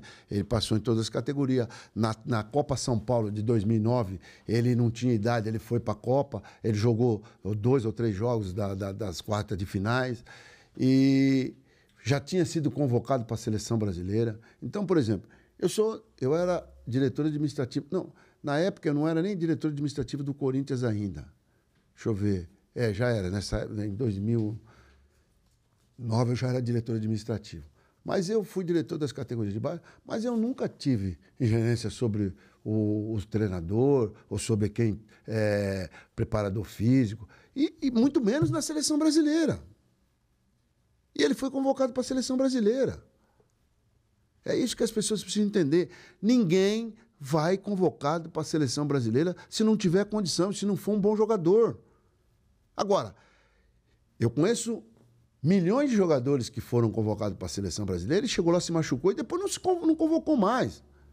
Nós tivemos grandes jogadores que tiveram na seleção brasileira e depois... você vê o Átila foi... Eu ia falar dele agora. Você ia falar... Então, esses caras nem sabem quem é, os caras nunca foram no Corinthians. Os caras ficam falando coisa. O Átila jogou todas as categorias de base, ele foi para a seleção. Machucou o joelho, o que aconteceu? Não jogou mais. Perfeito. Foi capitão em todas as convocações que ele foi. Então, será que a pessoa sabe? E a gente que... Nós tivemos o Lulinha foi todas as seleções brasileiras. Nós tivemos o Fefo. Pergunta se o cara sabe, ninguém sabe. Eu sei porque eu participei das categorias de base. O Fefo foi um dos maiores volantes que eu vi jogando. Estava jogando até um dia desse para trás. Operou um joelho, operou o outro. Então, as pessoas precisam ter um pouquinho de responsabilidade. De olhar para os pais das pessoas e ver o sofrimento do pai quando acontece um negócio desse com o filho, e o filho tem que interromper uma carreira precocemente. E aí, o que aconteceu? Quando terminou o campeonato da Taça São Paulo, o treinador era o Mano Menezes. O Mano Menezes pegou e pediu para emprestar todos os jogadores. Todos. E ele também foi junto. Ele não teve privilégio nenhum. Quando falaram para mim assim, olha, vai emprestar todos os jogadores, eu não perguntei para onde que ia, como é que ia ser feito. Quando eu vi, era para o Nacional, da Comentador Souza. Eu falei, pô, legal, porque pelo menos está aqui perto, né? Eu pensei que ia ser para o interior, que fosse mais longe, então vai estar aqui perto. Então... Aí, pô, nos primeiros dias, o treinador, o Vampeta, nos primeiros dias eu fui até lá para dar uma olhada. Aí o cara estava acostumado com aquela coisa de Corinthians, chega lá, era completamente diferente, né? Puta, ainda a gente acabou tendo que fazer algumas estruturas para ajudar lá na época. E aí... Qual que não é a minha surpresa? Ele estava emprestado para o Nacional e foi convocado para a seleção brasileira, não pelo Corinthians, pelo Nacional da Comentador Souza. Então, essa é uma coisa que tem que ficar bem claro para o torcedor aqui, bem claro para os associados do clube. Ele foi convocado lá. Ele já tinha acho que 20 anos, ele tinha o contrato dele, eu não sei quanto tempo tinha de contrato. O que o Corinthians fez? O Corinthians trouxe de volta, porque não podia mandar o jogador para a seleção brasileira com um contrato com a cláusula pequena, eles alongaram o contrato dele para mais 3 anos, eu acho, não sei se 3 ou 2, eu não lembro na época quanto tempo foi de contrato.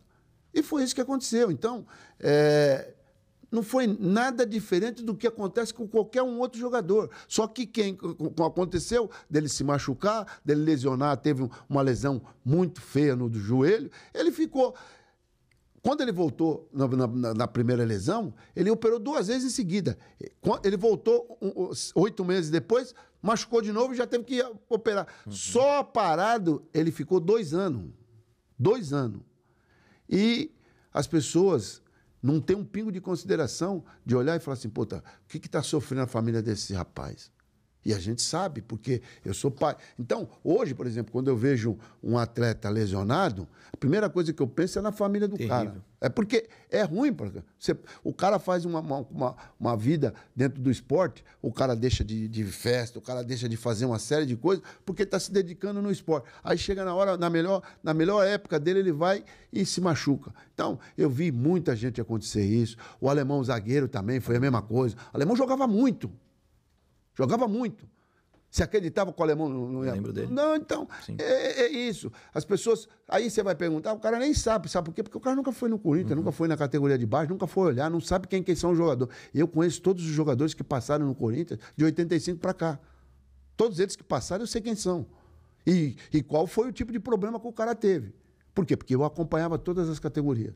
Então, o que eu tenho a dizer para o associado do Corinthians e para o torcedor do Corinthians é o seguinte: eu hoje sou a pessoa que tem maior clareza e maior conhecimento de todas as questões do Corinthians, tanto do futebol, tanto do clube social, e eu quero ter um voto de confiança de todos vocês. Vocês podem ter certeza que a gente vai fazer tudo diferente do que foi feito até agora. Eu digo diferente é o seguinte: voltar, retomar aquela coisa virtuosa que o Corinthians sempre teve, de estar sempre nas primeiras colocações de todos os campeonatos que participa. E corrigir os erros que teve lá atrás. E corrigir alguns erros que foram acontecendo nesse percurso todo e que a gente sabe que tem que consertar. A gente tem que fazer meia-culpa e vamos consertando. Tudo que a gente perceber que não está de acordo com as normas do clube, a gente vai consertar.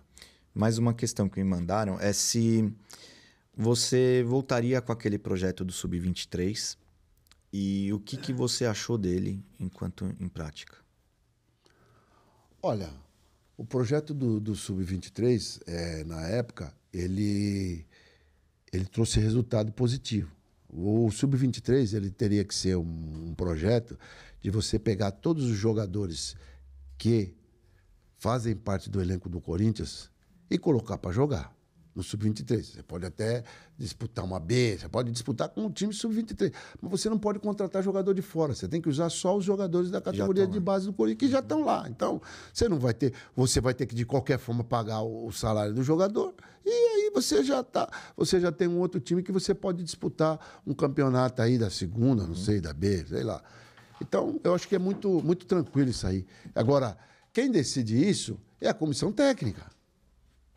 É a comissão técnica. Olha, vamos jogar? Temos que jogar? Tem. Olha, não, vamos pular que a gente consegue olhar melhor, observar melhor esse aqui, porque ele já não consegue jogar no Sub-20, então ele vai para o Sub-23. Então, isso é coisa que a gente precisa sentar com o treinador, que vai ser uma das peças importantes nesse novo projeto nosso. Sim.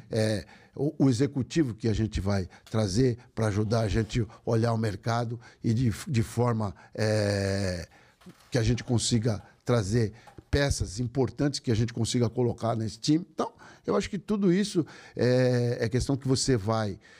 ao longo desses 3 anos, mas no primeiro ano nós já temos que estar com tudo isso acertado e nesses 3 anos a gente vai tocar da melhor forma que for trazer benefício para o clube. Certo. Isso você pode ter certeza. Não contrataria jogador para o Sub-23, então. O que for para melhorar para o clube, a gente vai fazer. O jogador que está lá parado e... Perfeito. Agora, contratar, pagar para o cara vir jogar, não, aí não. Tá bom. Aí eu não concordo. Sobre o voto do fiel torcedor, você é a favor ou contra? Olha...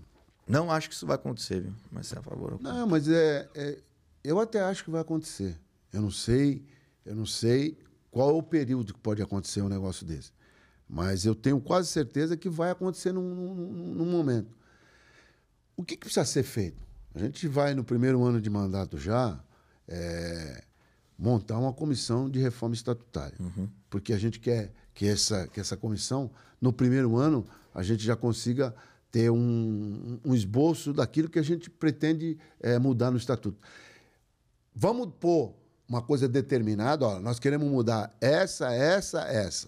Nós não vamos deixar aberto para cá, vamos mudar isso. Não. O Estatuto do Corinthians é um estatuto moderno. Primeira coisa, foi um estatuto que a gente conseguiu lá atrás, que hoje proíbe reeleição, proíbe uma série de coisas. Então, temos que fazer algumas adaptações? Temos, mas vamos mexer pontual. E aí, eu acho que nós temos que fazer uma comissão separada para discutir, porque se você pegar o fiel torcedor e colocar dentro da mudança estatutária nesse momento, sem primeiro conversar, sem primeiro abrir uma série de negociações com o sócio do clube, ouvindo o sócio, ouvindo o que eles querem, de que forma que a gente pode fazer, se eles concordam. Você tem que primeiro fazer isso. Se você colocar o fiel torcedor junto com a pequena reforma que a gente vai fazer, ela vai contaminar e você não vai conseguir. Porque aí você leva para a Assembleia Geral, você não consegue passar. Então, primeiro de tudo, na questão do fiel torcedor, eu acho que a gente tem que montar uma comissão. E essa comissão, a partir do momento que a gente sentar na cadeira de presidente, a gente começar a discutir, chamar o associado, levar uma proposta, ver o que cada um pensa de tudo isso, para que a gente possa realmente colocar dentro de um comentário à parte, dentro do estatuto, que a gente possa aprovar. O problema é que se aprovar uma coisa, se você tiver que aprovar uma logo em seguida, porque foi de consenso tanto da diretoria, tanto do Conselho Deliberativo, tanto dos órgãos que são fiscalizadores do clube, eu acho que é o mais importante. Então, mas primeiro de tudo isso, o associado do clube pode ter certeza que não será feito nada sem o consentimento dos sócios do clube. Perfeito. E mais uma. Você, quando foi a candidatura, foi lançada a candidatura que teve lá no Corinthians, você falou sobre a questão de racismo, né? Por ser um presidente negro e que talvez a tal da rejeição que falam seria por causa disso e tal. Você realmente acha que é por causa da sua cor? Acha que carrega algum fato? Porque o Corinthians é um clube tão miscigenado ali, negros, brancos, amarelos, todo mundo. Olha, eu falei dessa questão no lançamento da candidatura, até porque a pessoa me perguntou e eu falei aquilo que eu achava. Claro. Que aquilo que no momento eu achava e para mim era uma coisa que estava transparecendo para todo mundo. E para mim também. E muita gente veio falar isso para mim. Mas depois daquele dia, você pode ver que eu não toquei mais nesse assunto, até porque ninguém me perguntou mais, eu também não fiz questão de falar. Eu não falo em racismo. Eu digo o seguinte, olha, eu vou ser o primeiro preto presidente do clube. Então acabou. E não tem mais essa história de ter que falar de racismo ou não racismo. O racismo a gente já enfrenta no dia a dia. O cara que é negro, ele já o dia inteiro, quando ele sai de casa, a partir do momento que ele sai de casa, ele já tem um confronto direto com o racismo. Você vê, os caras que são mais parados dentro de carro, se você tiver com um carro bom, são os negros.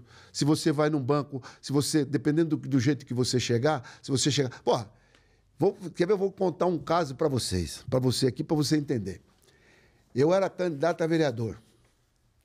E coincidentemente, a pessoa que era meu coordenador de campanha, que é meu amigo, meu irmão também, é estilo Andrés, se chama Dr. João. E ele ia em todas as reuniões que eu ia, ele vinha. Ele chegava na frente, o vereador. Ele falou, não, vereador não sou eu, vereador é o negrão que vem vindo aí atrás. Caramba. Então, você está entendendo? Então, é aquele tal negócio. A gente tem as dificuldades. Mas, são tudo coisas que você vai superando ao longo do tempo, você aprende a conviver com isso. E eu sempre fui um cara muito aberto, sempre feliz, sempre alegre. Nunca dei atenção para esse tipo de coisa. Porque, você veja bem, pode até existir, pode até ter algumas pessoas no Corinthians que são racistas, mas eu consegui driblar tudo isso. Eu consegui ser um Garrincha, dar um golpe de cá e padrão. Consegui ser o Rivelino. Driblei todo mundo, estou chegando aqui, candidato a presidente. Então, eu acho que, para mim, isso não tem relevância nenhuma. Ótimo. Eu estou te perguntando isso porque a gente teve no conselho recentemente um caso, né? Teve um conselheiro que chamou o outro de neguinho, acho que foi alguma coisa assim. E eu queria saber se vai ter alguma pauta para a gente, para o Corinthians, se envolver mais nessas questões que são cada vez mais importantes, né? Hoje em dia o mundo mudou, a gente vai para o estádio, não pode mais falar como antes, quando joga contra o São Paulo, e a gente tem que entender essa mudança. Não adianta a gente ficar na rede social reclamando que é mimimi, não sei o quê. É a gente entender essa mudança, absorver e criar novos costumes, porque senão até o Corinthians vai ser penalizado novamente. A gente está incluindo dentro do nosso projeto de gestão a trilha ESG, que ela cuida dessas questões, né? Então, a gente vai falar muito da inclusão. E eu tenho falado, até inclusive pedi para colocar, a equidade social, que isso abrange todos esses critérios, todas essas coisas que a gente vai discutir. O Corinthians vai ser, já foi, né? O Corinthians sempre foi, né? Nós somos o único clube que a gente faz o Dia da Consciência Negra, e tudo isso foi coisas que a gente conseguiu ao longo desses anos, enquanto eu era diretor administrativo. Enquanto eu fui diretor administrativo do clube, quando eu fui vice-presidente, a gente sempre abriu o discurso, a gente sempre abriu o diálogo para que a gente tivesse uma igualdade social entre o associado do clube e essa mensagem para fora do clube. Então, se você for olhar lá, a gente já faz isso já há um longo tempo. O problema é que muita gente você convida e essas pessoas não querem ir ou não vão, e depois elas ficam criticando sem pelo menos ir lá e ouvir e participar. Então, a partir do momento que a gente for iniciar esse trabalho, a gente vai dar publicidade a isso e a gente vai também cobrar das pessoas, porque é uma coisa que é fundamental nesse momento, é um momento de mudança. A gente tem certeza que o Corinthians precisa estar engajado nisso, até por causa das questões que a gente já tem, a democracia corintiana, o respeito às minas, e agora a gente vai ter o respeito à equidade social. Perfeito, é isso aí. É muito legal ouvir que a gente vai se modernizar mais ainda nessas áreas também. Não, até porque, você veja bem, a gente tem um problema, por exemplo, nós perdemos um mando de jogo há um dia desse para trás. Foi, cara. Por causa de você... palavras homofóbicas. Então, nós temos que ter consciência que não dá mais para fazer isso. Mudou. Ah, é mimimi, não sei. Por exemplo, eu de vez em quando eu chego nos lugares, a pessoa vai marcar meu número e fala assim, eu posso colocar André Negão? Eu falei, por quê? Você tem outro nome para colocar? Não, então bota André Negão. Então, só que aí é uma coisa que já está dentro do contexto, né? É muito mais desmérito para um cara você chamar ele de neguinho do que você chamar ele de negão. Claro. Então, neguinho é uma coisa pejorativa, diminutivo. Negão é um cara que você tem um certo respeito, ou que você fala, pô... Então, por exemplo, se o cara me chamasse de neguinho, eu ia achar que ele está tirando sarro. Mas se ele me chamar de André Negão, é o meu tamanho, é tudo consequência por causa do nome. A presença é isso. Então, eu acho que a gente está chegando no momento onde a gente tem que realmente cuidar para que as pessoas respeitem as mulheres, a gente tem que lutar para que não tenha, de nenhuma forma, agressão sobre a mulher. Então... a gente tem que lutar para que as mulheres participem no dia a dia. Eu sei que no futebol é aquela coisa, mas já está aí, já está... O que o Corinthians fez com o time feminino do Corinthians serviu de exemplo e serviu de case para todos os outros clubes. Foi o carro-chefe. O Corinthians que é o propulsor de tudo isso, o Corinthians que começou. Então, hoje você vê que a coisa está andando, ainda não está no nível que a gente gostaria, mas você vê, o Corinthians foi o primeiro clube já a começar a cobrar. Então, você começa a andar e as coisas começam a ter resultado positivo. Então, a gente só tem que agradecer. Agora, quinta-feira, nós vamos ter um jogo lá em Araraquara. Quem puder ir lá assistir, ó, às 16 horas. E depois no domingo a gente tem a final aqui. Eu ainda não sei onde vai ser a final, mas a final São Jorge vai ser no Parque São Jorge ou na Arena. Eu não sei o que eles decidiram. Provavelmente deve ser na Arena. Que legal. Pô, André, obrigado pelo bate-papo aqui, cara. Obrigado por ter vindo, pela sua presença. Obrigado. Quem tem que agradecer sou eu. Pra mim, eu vou levar uma camisa dessa aqui de presente. Eu vou... Então é isso. O que? Pode falar. Não, mas isso eu já falei aqui, eu já falei. Tudo que já foi construído lá, pô, já falei. É bom lembrar, o Corinthians ele tem o maior clube social do Brasil. O melhor estádio do Brasil e o melhor CT do Brasil hoje, né? O Corinthians tem... Não, você veja bem, lá atrás, quando a gente começou a construir o CT, eram poucos os clubes que já tinham CT no Brasil. A gente começou a construir, eu fui fazer visitas em vários clubes da Europa, e inclusive da inglês também, para a gente poder ter uma noção de como é que a gente ia fazer, né? E a gente fez a primeira construção do CT. Em 2009 a gente começou a construir o CT, depois em 2013 eu voltei como diretor administrativo, aí a gente voltou a construir a primeira parte do CT de base, que tem a parte de fisioterapia. Quando que termina, André? Não, quando termina. Nós queremos sentar, no primeiro dia que a gente sentar, a gente quer correr atrás de dinheiro para poder fazer o restante do hotel. Mas está parado ou ainda está... Não, está parado. Não, tá parado? A gente tem uma parte da construção que já está feita, que é a parte de fundação. Que eu acho que é o mais importante, né? Você ter a parte de fundação pronta. Houve algumas mudanças no projeto, porque na concepção do projeto lá atrás...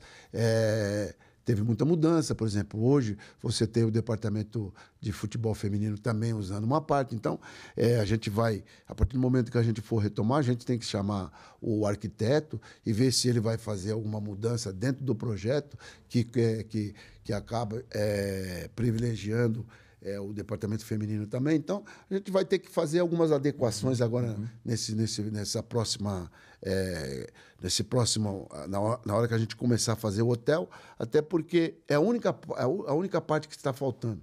É o hotel. A gente termina no hotel. Hoje, a gente tem uma casa de alojamento que cabe 48 lugares.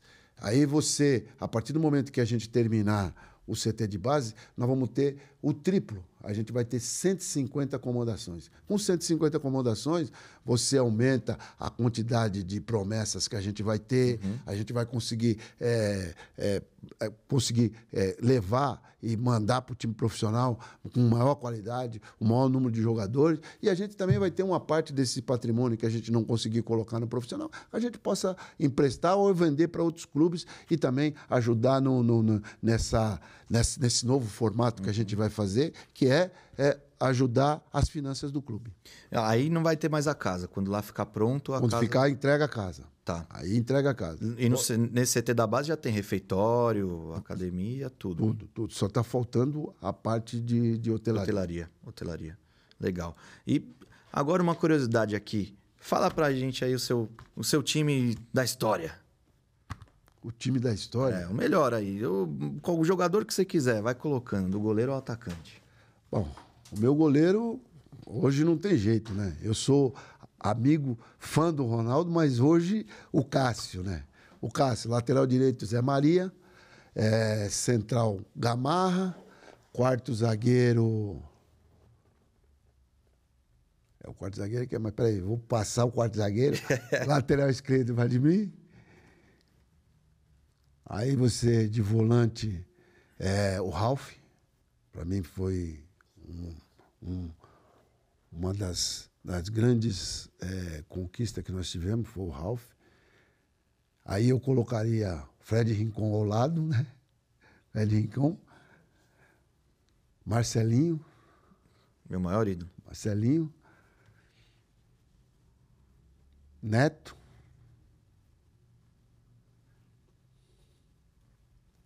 Marcelinho, Neto. E o Ronaldo não entra? Puta, você sabe o que eu faria? Ronaldo, e eu tinha que pôr o Sócrates aí, né? Puta. É muita Pronto, gente boa. Fechou. Né? Aí eu fico só devendo o quarto zagueiro. O quarto zagueiro é que passa muita gente boa. Às vezes a gente... você acaba... Mas uma unanimidade, cara, é sempre o Gamarra e o Rincon. É o Gamarra e Rincon. Nossa, é unanimidade. Os dois. É o quarto zagueiro...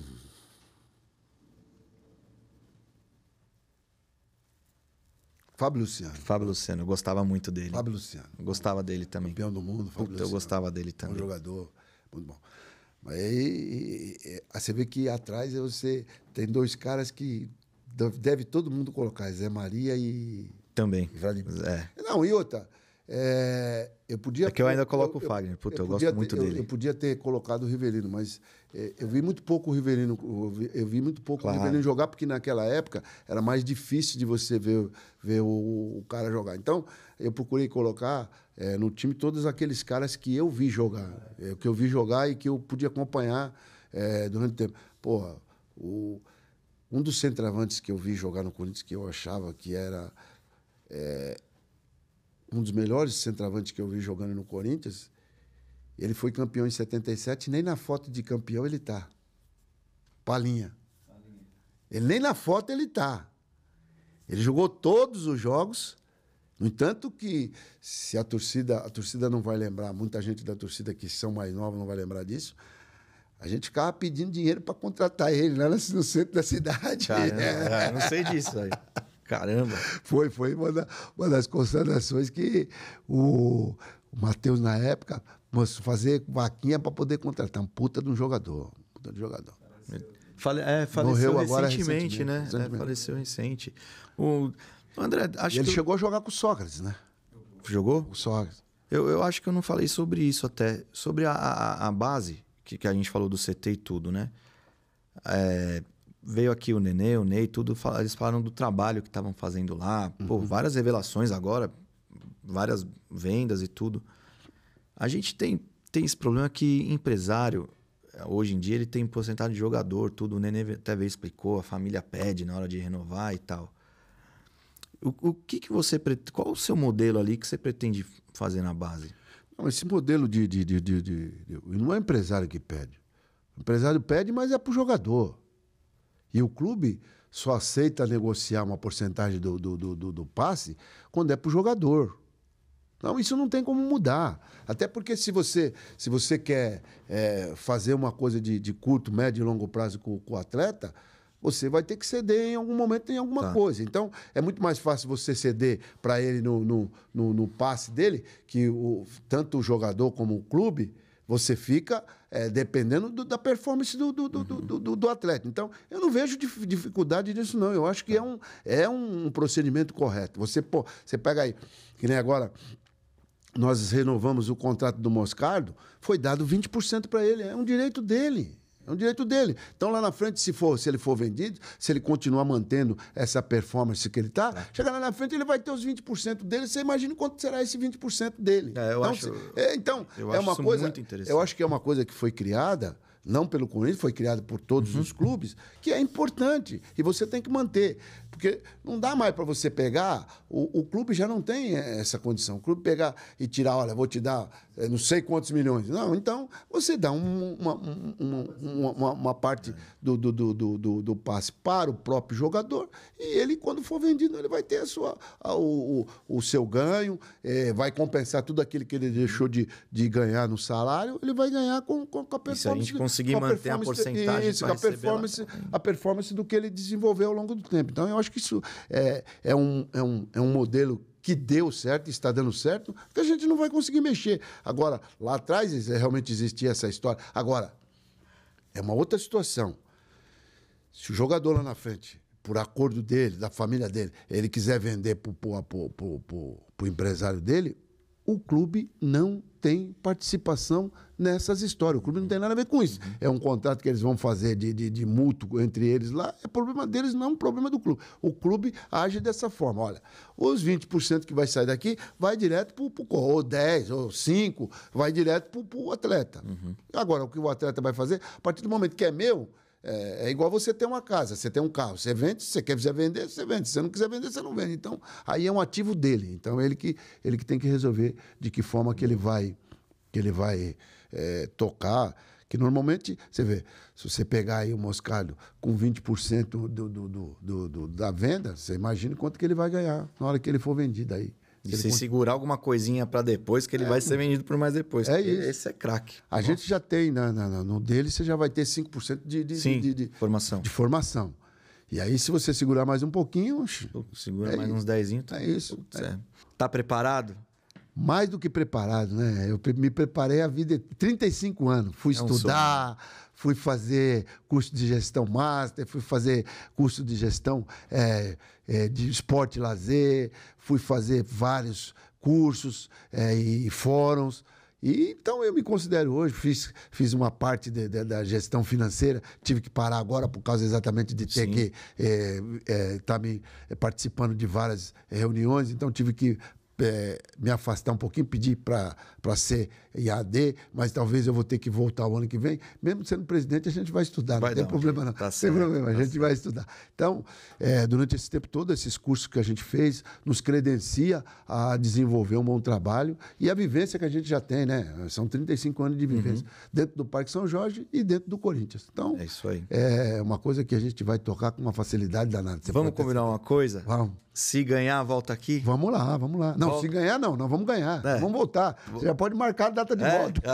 Beleza. Já estão aqui ganhando, volta aqui. Vamos trabalhar para isso, pode ter certeza. Eu te desejo muita sorte. Obrigado. Em todo esse processo eleitoral, muita paciência, que é difícil. Mas a gente já tem paciência, né? Paciência é o que eu estou falando. Eu consegui driblar todos os problemas que alguém pudesse ter para ser candidato a presidente do clube. E a gente foi fazendo isso com muita calma, muita tranquilidade. E hoje nós estamos aqui, ó.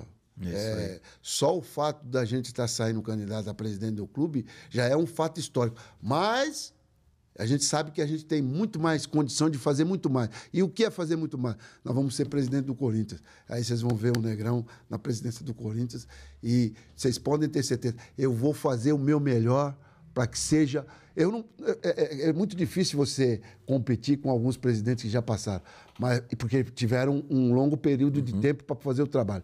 Mas em 3 anos, nós pretendemos ser um dos melhores presidentes da história do clube. Vocês podem ter certeza. E nós contamos com a colaboração de todos vocês, com o voto e o apoio de cada um de vocês.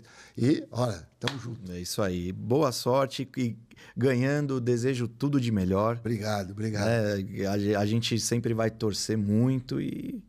no que puder também, conta conosco. Eu quero deixar aqui, quero pedir para você, pois você manda um abraço para o seu pai. Seu pai é uma pessoa que ficou comigo muitos anos lá no futebol amador, e eu tenho um carinho muito grande por ele. Mande um grande abraço para ele e quero deixar aqui, em nome dele, te parabenizar pelo trabalho que você vem estar desenvolvendo aí, tá bom? Obrigado. E um abraço para o André Vinícius também, que faz muito tempo que eu não vejo, mas, sempre acompanhei ele. Traz ele aqui um dia, convida ele, fala para ele vir aqui, traz ele aqui. Porque para contar, principalmente essa experiência com lesão, infelizmente, tudo, a gente vê as pessoas falando do Paulinho, cara, ninguém nem imagina a tristeza que é pro cara. Se numa final de carreira o cara tá assim, imagina no começo de carreira que te provoca toda uma consequência pro resto. Você viu, eu dei nome de 3 jogadores aí. O Átila, o Alemão. O Alemão, tudo cara. Dei 4 nomes aí de caras que eu vi que eram... fenômeno e infelizmente tiveram lesão e não conseguiram dar sequência na carreira. É isso aí. Mas boa sorte para você, para ele também. Um grande abraço para o André, Vinícius, e é isso aí. Falou. Gente, um grande abraço aí. Fique com Deus, tamo junto. Valeu, galera. Se inscreve, dá o like, ajuda aí a gente conseguir continuar esse trabalho para vocês, tá bom? Valeu, fiel. Valeu, fiel.